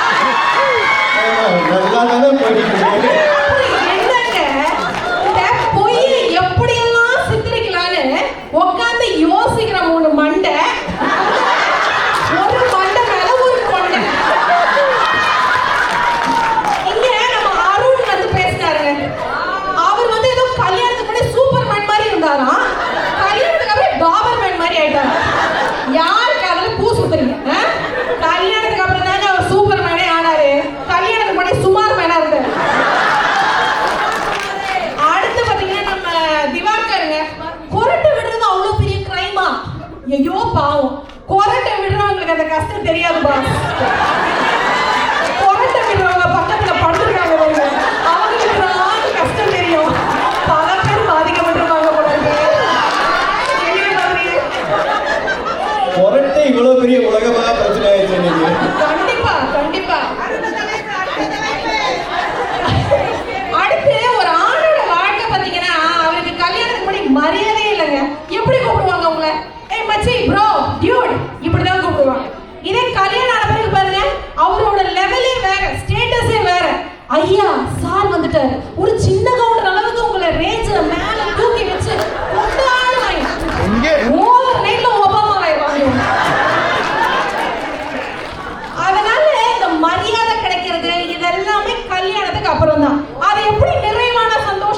நீங்க எல்லாம் சொல்லுவீங்க? நல்லா கேக்குறேன் நான் நச்சுன்னு. அடுத்து வந்து இந்த அண்ணன் அப்படின்ற அந்த ஸ்டேட்டஸ் போய் அங்கிள் ஸ்டேட்டஸ் வர கொடுப்பாங்க. இவராலையும் சாதிக்க முடியும் அப்படின்னு அந்த 4 பேர் உங்களை நம்புறாங்க. இதெல்லாம் உங்களுக்கு நிறைவான மகிழ்ச்சி இல்லையா? அடுத்து இந்த மனைவி அப்படின்ற ஒரு கேரக்டர் வந்து இவங்க லைஃப்குள்ள என்டர் ஆகும்போது பாத்தீங்கன்னா இவங்க லைஃப் அப்படியே ஈஸியாயிடுங்க. ஒரு ப்ராஜெக்ட் மேனேஜர் மாதிரி இவங்க லைஃபை ஈஸியாக்குறாங்க. காலையில நீங்க என்ன செய்யணும், அடுத்து இவங்க என்ன செய்யணும், ஒரு க்ரோசரிக்கு போகணும்னா கூட ஜிபிஎஸ் மாதிரி இந்த கடைக்கு போ, இதை வாங்கு, இவ்வளோ வாங்கு, என்னத்தை வாங்கு, எல்லாத்தையும் நீட்டா அவங்களுக்கு ஒரு லிஸ்ட் போட்டு கொடுக்குறாங்க. அதையும் சொல்லி கொடுக்குறாங்க. இவ்வளவெல்லாம் உங்களுக்கு ஈஸியா பண்ணி கொடுக்குறாங்க. வந்து நீங்க எப்படி நிறைவான மகிழ்ச்சி இல்லைன்னு சொல்லுவீங்க? அடுத்து நம்ம திவாகர் வந்து சொன்னாருங்க, ஏதோ ஒர்க் ஃப்ரம் ஹோம் பண்றாரா, இவர் தான் டிஷ் வாஷர் போடுறாரா, வேக்யூம் பண்றாரா, லாண்ட்ரி போடுறாரா. இவர் உண்மையிலேயே ஒர்க் ஃப்ரம் ஹோம் பண்றாரா இல்ல ஒர்க் ஃபார் ஹோம் பண்றாரா? கம்பெனிக்கார யாராவது இருக்க போறாங்க பார்த்து. நல்லா ஜாலியா தாங்க இருக்காங்க. ரூம்குள்ள போய் நம்ம செந்தில் மாதிரி அவா அவா அவா நல்லா ஜாலியா பாடிட்டு இருக்காங்க. இங்க வந்து மேடையை போட்டு உட்காந்துட்டு ஏதோ சிம்பத்தி கிரியேட் பண்ணிட்டு இருக்காங்க. நம்பிடாதீங்க நடுவுல. உண்மையெல்லாம் அப்படி போட்டு உடைக்காதீங்கம்மா. எல்லாருக்கும் தெரியும். பல பேர் பொழப்பு அப்படிதான் ஓடிட்டு. அதேதான் இந்த Facebook இன்ஸ்டாகிராம்ல எல்லாம் இவங்க வச்சிருப்பாங்க. கல்யாணத்துக்கு முன்னாடி இவங்க போட்டோ எல்லாம் எப்படி இருக்கும்? இந்த ஆதார் கார்டு, ரேஷன் கார்டு அதுல இருக்கிற இவங்க போட்டோ இருக்கும். இதே கல்யாணத்துக்கு அப்புறம் பாருங்க பல பல பல பலன்னு இருப்பாங்க. சும்மா ஜொலிப்பாங்க. கலர் கலரா ட்ரெஸ் என்ன, ஜோடி ஜோடியா ரீல்ஸ் என்ன, கப்பிள் கோல்ஸ் அப்படி எல்லாம் வேற போஸ்டிங் போட வேண்டியது. இதுல 10 வருஷ சேலஞ்ச், 20 இயர் சேலஞ்ச் போட்டு உசுப்பு வேற ஏத்துவாங்க. இதே நான் சொல்றேன். இதெல்லாம் பண்ணிவிட்டு அப்புறம் இங்க வந்து எனக்கு சந்தோஷமா இல்ல, கஷ்டமா இருக்கு, குஷ்டமா இருக்குது. எதுக்குன்னு கேக்குறேன். இந்த மாமியார் வீடு அப்படின்ற ஒரு சொந்தம் உங்களுக்கு எப்ப கிடைக்குது? கல்யாணத்துக்கு பிறகுதான். தலைமையில தூக்கி வச்சு கொண்டாடுறாங்க. மாப்பிள்ளைக்கு காஃபி கொடுத்தியா, தோசையை திருப்பி போட்டியா, சப்பாத்தியை உருட்டி போட்டியா, சமைக்கிறதுல இருந்து அங்க வீட்டுல வாங்கி வச்சு மாப்பிள்ளைக்கு தலைமையில தூக்கி வச்சு அவர் ஒரு ஹீரோ கணக்கா கொண்டாடுற ஒரு குடும்பம் கிடைக்குது. இது நிறைவான சந்தோஷம் உங்களுக்கு இல்லையா? சொல்லணும். அதை தெரிஞ்சு எனக்கே நான் பல நேரம் ஸ்டமக் பர்னிங்கா இருக்குங்க. எங்க வீட்டுக்கு போனா என்ன ஒரு பையன் முடிக்க மாட்டேங்கிறாங்க. உங்களுக்கு தானா அங்க யாரோ ஒருத்தர் கை தூக்குறாங்க. அதே தாங்க இன்னொரு ஒரு பாயிண்ட் உங்களுக்கு எவிடன்ஸ் எடுத்து கொடுக்குறேன் நடுவரையா. 40 வயசுக்கு முன்னாடி கூட விடுங்க பரவாயில்ல, ஏதோ ஒரு முரட்டு சிங்களா அப்படியே வரப்பா சுத்திட்டு வந்திருப்பாங்க. 40 வயசுக்கு அப்புறம் முரட்டு சிங்கிள் ஆயிடுவாங்க. முடியாது. கம்பேனியன்ஷிப் வேணுங்க, எல்லாருக்கும் வேணும். ஒரு துணைவியார் அப்படின்ற ஒரு கேரக்டர் உங்களுக்கு வேணும். உங்களை வழி நடத்தி உங்களை கைட் பண்றதுக்கு உங்களுக்கு அவங்க தேவைப்படுறாங்க. அது ரொம்ப ஒரு முக்கியமான சந்தோஷம் வந்து உங்களுக்கு கல்யாணத்துக்கு பிறகுதான் கிடைக்குது. மனமுறிவு அப்படின்றது வந்து இங்க சகலமா இப்ப நடக்குது இப்ப இருக்க காலகட்டத்துல. அது ஒண்ணும் பிரச்சனை இல்லைங்க. ஓகே, ஏதோ ஒரு தடவை சரியில்லை, நம்ம வந்து இதுவாயிட்டோம் அப்படின்னு. இப்போ உங்களுக்கு அது நிறைவான சந்தோஷம் இல்லைன்னா 6 மாசத்துல திருப்பி கல்யாணம் பண்றாங்களே இல்ல ஏன்னு கேட்க. அது நிறைவான சந்தோஷமா என்ன பண்றீங்க? மூளைக்கு ஒரு கல்யாண மண்டபம் இந்தியாவுல ஒரே இவங்க விஜய் சொன்ன மாதிரி கலர் கலரா ட்ரெஸ் என்ன, ஷூட்டிங் என்ன எல்லாம் போட்டு தாக்கி தள்ளுறீங்களே. சந்தோஷம் இருக்கிறதுனால தானே அதோட அருமை உங்களுக்கு தெரியுது. விடாமுயற்சி விஸ்வரூப வெற்றி. அதுவேதான். பாய் கடை பிரியாணி பிடிக்காம திருப்பி திருப்பி சாப்பிடுறீங்க. நல்ல நச்சுன்னு கேட்கணும் நடுவரையா நீங்க இதெல்லாம். அடுத்து வந்து பொய்களை அடுக்கிறதுக்குனே ஒருத்தர் வந்து ரெடியா உட்கார்ந்துட்டு இருக்க. அவர் பேர் பார்த்தீங்கன்னா சுந்தர். அவர் யாருன்னு எனக்கு தெரியும், நான் யாருன்னு அவருக்கு தெரியும். அவரும் அவர் மனைவி ஷாலினி யாருன்னு ஊருக்கே தெரியும். அமர்கலாமுக்கு அஜித் ஷாலினா, நம்ம ஆல்பனிக்கு சுந்தர் ஷாலினி தான். நடுவரையா நீங்க வந்து சுந்தரையாக்கு வந்து போன் பண்ணிருக்கீங்களா, தொலைபேசியில் அழைச்சிருக்கீங்களா? பண்ணிருக்கேன். நானும் பண்ணிருக்கேன். 2 பேரும் சேர்ந்துதான் போன். அவரு போன் கிடைச்சாலும் இந்த அம்மா தான் எடுப்பாங்க, இந்த அம்மா போன் கிடைச்சாலும் அவர் தான் எடுப்பாங்க. அப்படி ஒரு அந்யுன்யமான கப்பல். நீங்க மேடையில வந்து இவர் என்ன பேச போறாரு நான் ரொம்ப ஆர்வமா இருக்கேன். அது அப்படியே கிடையாது. 2 பேரும் ஒரே சிம் போவாங்க, ஜோடியா வருவாங்க. ஒரே சிம். நீங்க வந்து நல்லவர், வல்லவர், 4 தெரிஞ்சவர்,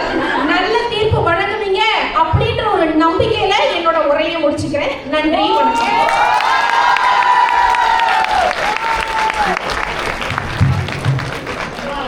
பேசி முடிச்சவங்களை கிழிச்சு தொங்க விட்டா பரவாயில்ல. சிவனேன்னு பேசாம ஒருத்தர் உட்கார்ந்துருக்காரு. என்ன பேச போறாரே தெரியாது, அவரையும் கிழிச்சு தொங்க விட்டு. அதனாலதான் எங்க அம்மாவுக்கு அறிமுகமே தேவையில்லைன்னு சொன்னேன். வாங்க சுந்தர்.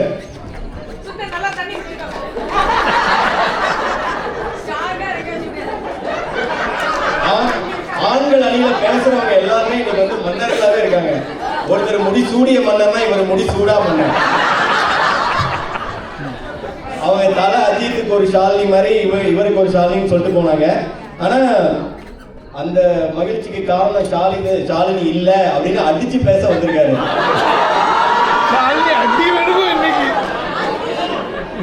இது உண்மை, நம்புங்கள், அதுக்குதான் பேச வந்திருக்காரு அவர். இல்ல அதான் அவங்க சொன்ன மாதிரி ஒன்னா அடியோனையும் சுத்திட்டு இருந்தாலும் அப்படிலாம் இல்லப்பா, அதெல்லாம் மாயேன்னு அடிச்சு பேச வந்திருக்காரு. வாங்க சுந்தர் பேசுங்க. என்ன வாயை காப்பாத்திருப்பா? வாயை கொடுத்து வாயை கட்டிக்க போறீங்களா இல்ல எல்லாரும் வாயை அடைக்க போறீங்களான்னு பாப்போம். வாங்க. அனைவருக்கும் பொங்கல் நல்வாழ்த்துக்கள். பின்தான் என்று சந்திரமுகி சாயலில் பரவசமாக பேசிய சகோதரிகளுக்கும், முன்தான் என்று முழங்கிய என் சக அவர்களுக்கும், தேரை இழுத்து தெருவில் விட்டுட்டு ஊம குசும்புடன் இப்படி உல்லாசமாக உட்கார்ந்து பேசிக் கொண்டிருக்கும் நடுவர் அவர்களுக்கும் மற்றும் ஆல்பனி வாழ் தமிழ் மக்கள் அனைவருக்கும் வணக்கம். ஒரு நாள் சாயங்காலம் ஃபோன் வந்தது, கான்ஃபரன்ஸ் காலில். சுந்தர் அண்ணன் தான் இது செய்வார், சுந்தர் அண்ணன் நல்லா செய்வார், சுந்தர் அண்ணன் நல்லா செய்வார், என்ன சொல்கிறீங்க அண்ணன்? ஆமாங்க, அவர் தான் நல்லா செய்வார், என்ன சொல்கிறீங்க? நானும் ஓகேன்னு சொல்லிட்டேன். ஓகேன்னு சொன்ன அப்புறம் தான் தெரிஞ்சது பட்டிமன்றத்தில் பேசணும், தலைப்பு இது, இந்த அணியில் பேசுறீங்க. சுந்தர் அண்ணன் நல்லா செய்வாரு என்ன நல்லா செஞ்சிருக்காங்க. அது நடந்து போச்சு, விடுங்க, இனி ஆக வேண்டியது பார்ப்போம். தலைப்புக்குள்ள போறதுக்கு முன்னாடி ஒரு சின்ன பஞ்சாயத்து இருக்கு, கடுப்பேற்றாங்க. நம்ம எல்லாம் எங்க அணி திவாகரை வந்து வாட்டர் மெலன் ஸ்டாரோட ஒப்பிடுறாங்க. ஆமா, அது எப்படி? அவரு தர்பீஸ், இவரு chalk piece, both are not same. அவர் வார்த்தையை சொல்றவர், இவர் கையில கம்ப சொல்றவர், both are not same. அவர் ஆல்வேஸ் ஆன் ரீல்ஸ், இவர் always on wheels. Again both are not same. முக்கியமானது, அவர் சண்டைக்காரர், இவர் கொண்டைக்காரர். Again both are not same. அவர் ரீல் லவ், இவர் real love, both are not same. வாண்டடா போய் வண்டியில ஏறுறாரு. இன்னொரு விஷயம், நம்ம அனுஷா வந்து சொன்னாங்க, மாப்பிள்ளைங்கெல்லாம் வந்து கல்யாணத்துக்கு அப்புறம் தான் சாதிச்சு நிற்கிறாங்களா. எல்லாரும் சாதிச்சு நிற்கலைங்க, புத்தி பேதிச்சு நிற்கிறாங்க, வாழடிச்சு. அதுக்கப்புறம் மாமியார் வீட்டில் தான் வந்து ரொம்ப நல்லா பார்த்துப்பாங்களா, மரியாதை கொடுப்பாங்களா, எல்லாம் கொடுப்பாங்களா. மாமியார் வீடுன்னா அதுக்கு இன்னொரு வார்த்தை இருக்கு, அர்த்தம் இருக்கு. அது என்னன்னு நான் சொல்ல வேண்டாம், உங்களுக்கே தெரியும். சொல்றீங்க, ஜாலி இருக்காங்க, பரவாயில்ல, சொல்லுங்க. சரி, நம்ம தலைப்புக்குள்ள போலாம். கல்யாணத்துக்கு முன்னால நம்ம ஆளு வந்து சூரியன் மாதிரி ஆதவன், அறிவில்லாதவன், அழகில்லாதவன், நட்பில்லாதவன், மகிழ்ச்சியில்லாதவன். கல்யாணத்துக்கு அப்புறமும் இதே மாதிரி தான், இதே வார்த்தையால் அவரை விவரிப்பாங்க. ஆனால் ரெண்டுத்தையும் சேர்த்து சொல்லுவாங்க நடுவர்களே, அறிவில்லாதவன், அழகில்லாதவன், நட்பில்லாதவன், மகிழ்ச்சி இல்லாதவன். எவ்வளவு பேச்சு வாங்கினாலும் செழிக்காதவன், அதையும் சேர்த்துக்க. கல்யாணத்துக்கு முன்னாடி தான் கதி நடுவர் அவர்களே. இந்த மனுஷனுக்கு ஒன்றும் தெரியாது. பிள்ளைங்க வந்து அப்பா கிட்ட கேட்கும், எல்லாரும் ஃப்ரெண்ட்ஸ் எல்லாம் இருக்காங்க, அம்மாவுக்கு ஃப்ரெண்ட்ஸ் இருக்காங்க, எனக்கு ஃப்ரெண்ட்ஸ் இருக்காங்க, உனக்கும் ஃப்ரெண்ட்ஸ் இருக்காங்களாப்பான்னு கேட்பாங்க. என்ன பதில் சொல்றது? தெரியலையப்பா, என்ன சொல்ல முடியும், வேற என்ன சொல்ல முடியும்? கரெக்டு. நம்மளை விளையாட சொல்லிட்டு நம்ம ஆட்டத்தையும் அவங்களே ஆடுவாங்க. திரும்பி பார்த்தா அந்த ஆட்டத்தில் நாம் இருக்க மாட்டோம், நம்ம சந்தோஷமும் இருக்காது. ஆனால் நம்மளை ஆட்ட நாயகன்னு சொல்லுவாங்க. கரெக்டாக இருக்கு. அனுஷா பேசும்போது சொன்னாங்க, ப்ராஜெக்ட் மேனேஜரா டாஸ்க் லிஸ்ட் போட்டு எல்லாம் கொடுப்பாங்களா, அதை மாத்திரம் செஞ்சால் போதுமா? ஸோ அதை செஞ்சால் மாத்திரம் என்ன போதுமா, நல்லவா இருக்க போகிறீங்க? அது செஞ்சாலும் செய்யாட்டியும் கழுவி தான் ஊற்ற போகிறீங்க. நம்மையும் நம்ம செய்கிற வேலையும் பாராட்டினாலே அதில் ஒரு தனி மகிழ்ச்சி இருக்க தான் செய்யுது. கல்யாணத்துக்கு முன்னாடி, திருமணத்துக்கு முன்ன எல்லாரையும் சரி, எங்கள் வீட்டில் எங்கள் அம்மா என்ன சொல்லுவாங்க, என் பையன் கடைக்கு போயிட்டு வர அழகே தனி பாரு, என்ன விவரமாக பார்த்து அழகாக காய்கறி வாங்கிட்டு வரான்னு சொல்லுவாங்க. அதே சீனை இப்போ பாருங்கள், அவர் கடைக்கு போய் வாங்கிட்டு வருவார் அந்த அம்மா கிட்ட. 2 விஷயம் வாங்கிட்டு வர சொன்னால் அது கூட ஒழுங்காக வாங்கிட்டு வர துப்பு இல்லை. திரும்பி முன்னாடி கல்யாணத்துக்கு முன்னாடி சொல்லாமல், கண்ணா கொஞ்சம் அடுப்பை பாரு, சாம்பார் கொதிக்குது, கொஞ்சம் பார்த்துக்கோ வரேன்னு சொல்லு. அது பார்த்ததுக்கு சூடாக காஃபி போட்டு கொடுத்து ரெஸ்ட் எடுத்துக்கோ கண்ணான்னு சொல்லுவாங்க.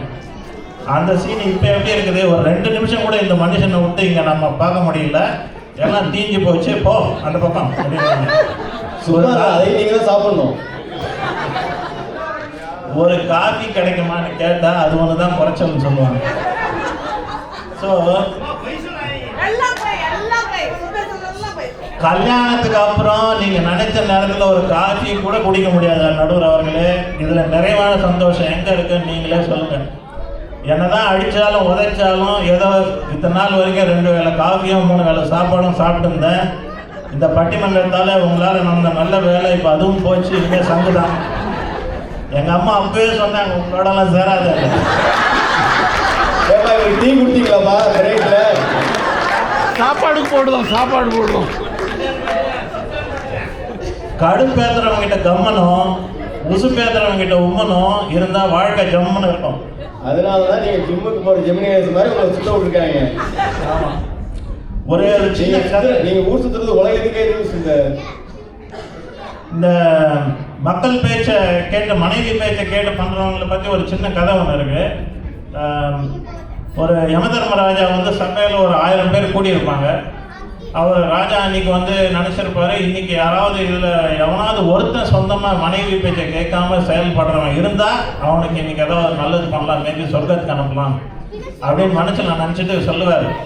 மனைவி பேச்சை கேட்காம சொந்தமாக செயல்படுறவன் எல்லாரும் அந்த பக்கம் போய் நெல்லு, மிச்சம் பேர்லாம் என் பக்கம் இந்த பக்கம் நெல்லுன்னுவார். எல்லாரும் வந்து நிற்பாங்க, ஒரே ஒரு ஆள் மட்டும் அங்கே இருப்பான். அவர் உள்ளுக்குள்ளே ஒரு சந்தோஷம்.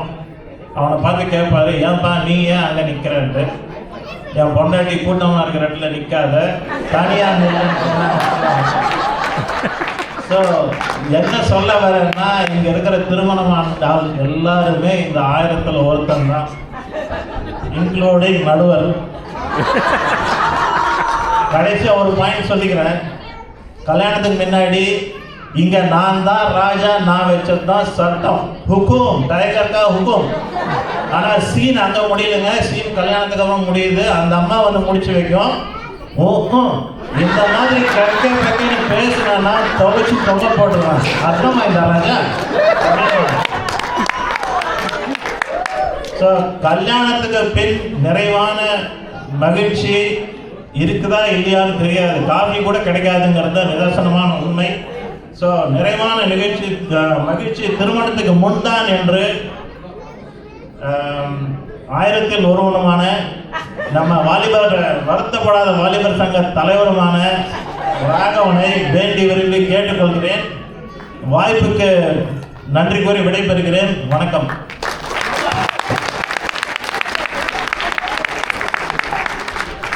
முடிசூடா மன்னர் அவர் அறிமுகப்படுத்தினேன். அதுக்கு தகுந்த மாதிரி ஷாலினியாவது ஒன்றாவது எனக்கு எதை பற்றி கவலை இல்லை அப்படின்னு எங்கள் அணி நியாயம்தான் முக்கியம்னு சினிமாவே எடுத்து ஒரு மேடையில் போட்டு காட்டு போயிருக்காரு. கலகலன்னு சிரிக்க வச்சாரு. கொஞ்சம் கலக்கமாக தான் இருக்காரு மனுஷன், முடிஞ்சு பார்த்தா தெரியுது. அர்த்தம் வாங்கி ராஜா, நமக்கு என்ன அறிவாக புதுசா? Be happy.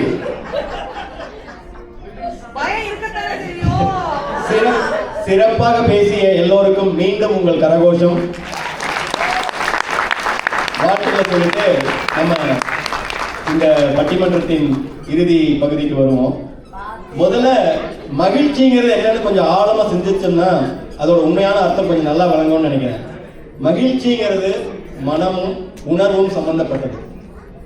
ஆழ் மனசுல அத்தகைய மகிழ்வுகளை உணர வைக்கிற நிகழ்வுகளுக்கு முதற் காரணமா அமைகிறது உறவுகள். அது எல்லாருமே ஒத்துப்போம்னு நினைக்கிறேன்.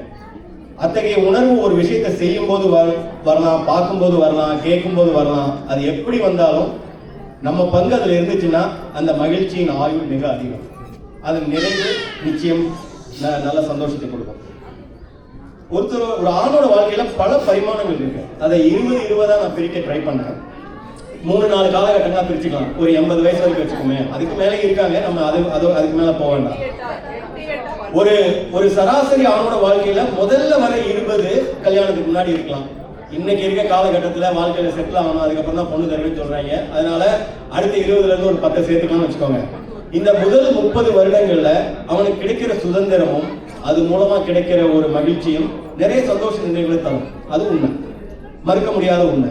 இன்னும் சொல்ல போனா அடுத்த காலகட்டங்களை நிர்ணயிக்கிறதே அந்த முதல் 20-30ன்னு சொல்லலாம். ஆனா அந்த மகிழ்ச்சி நிறைவை தருமா, நீண்ட ஆயுளோடு இருக்குமா அப்படிங்கறது ஒரு பெரிய கேள்வி. ஏன்னா அது சுயநலம் மேலோங்கிய ஒரு விதமான மகிழ்ச்சி இல்லையா? வெறும் தன்னோட இது தனக்கு நினைச்ச ஒண்ண பண்றது, அந்த மாதிரி விஷயங்கள் தான் நிறைய இருப்பாங்க.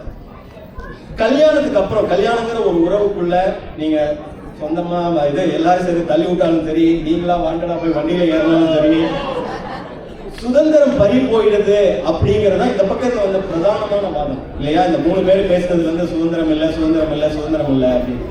ஆனா அதே இந்த பக்கம் என்ன சொன்னாங்க?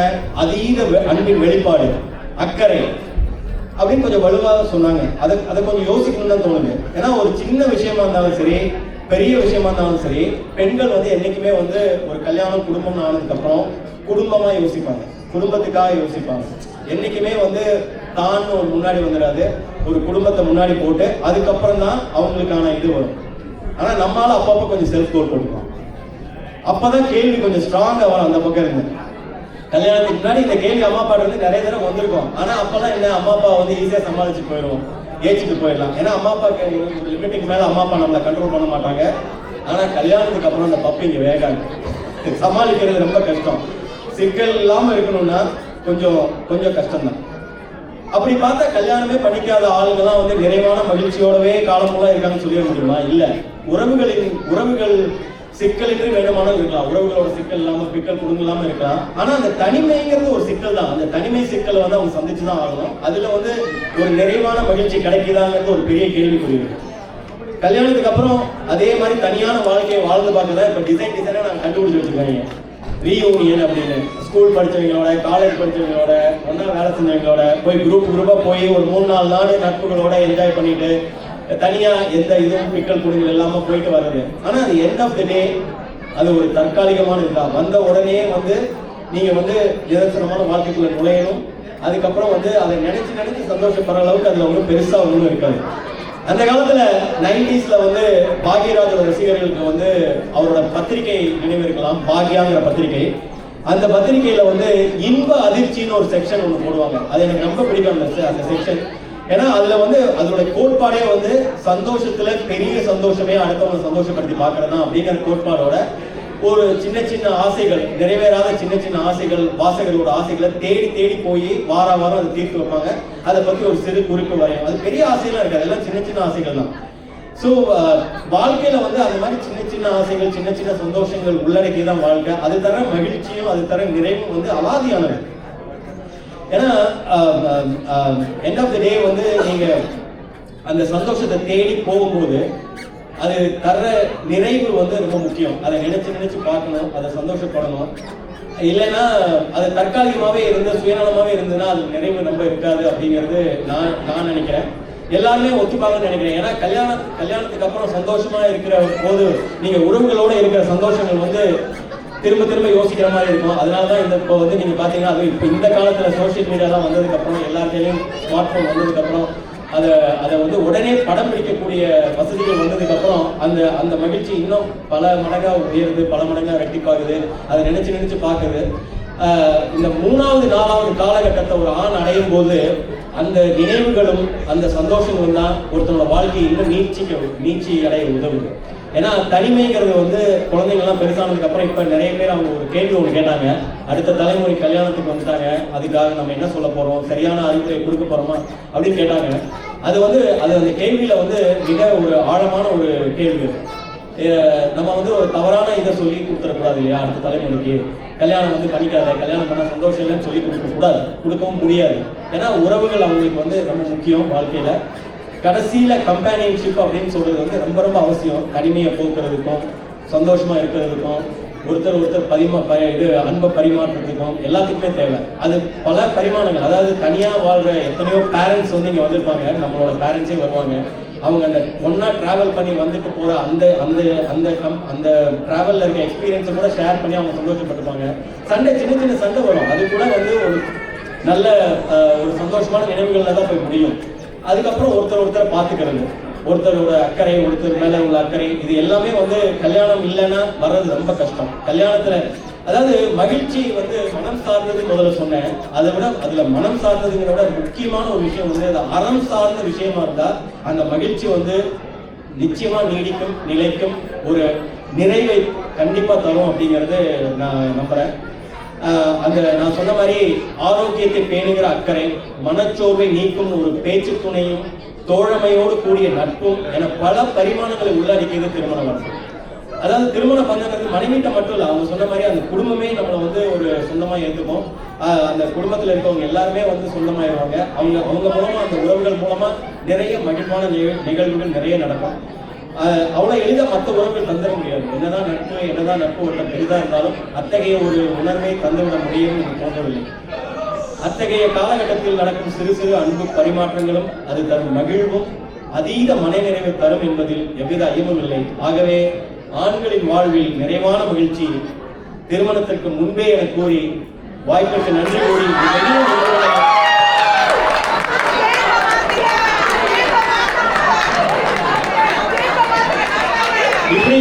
இப்படி சொல்லலாம் தான் நினைச்சேன்.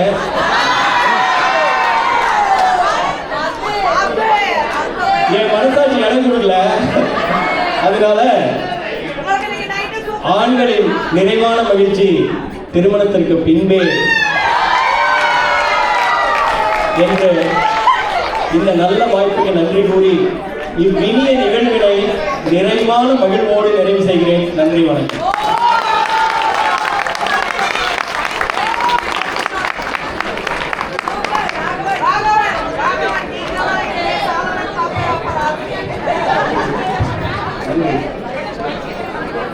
எல்லாருக்கும் நன்றி. ஒரு நிமிஷம். பட்டிமன்றத்தில் கலந்துக்கிட்ட எல்லாரும் நமக்கு நிறைய மகிழ்ச்சியை கொடுத்தாங்க, ரொம்ப அழகா பேசி. So thank you so much for your participation. நம்மளோட சிபிஆர் சிறப்பு பட்டிமன்றத்தோட ஸ்பான்சர் பிரகாஷை இப்பொழுது மேடைக்கு வருமாறு அழைக்கிறேன் to hand over a trophy of appreciation எல்லாருக்கும். ஸோ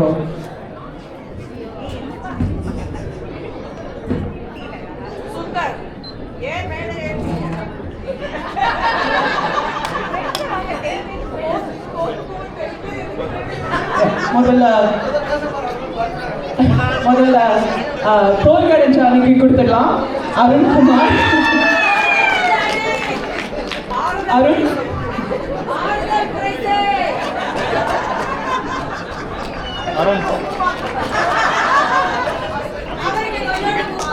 சுந்தர்,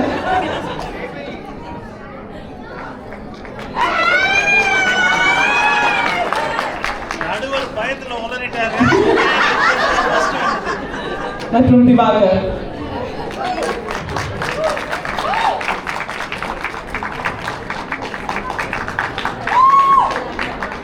இப்போ வெற்றி பெற்ற அணிக்கு முதல்ல கின்சி அவர்கள்,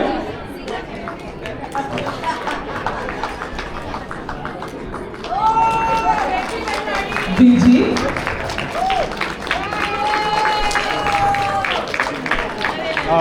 மற்றும் அனுஷா அவர்கள்.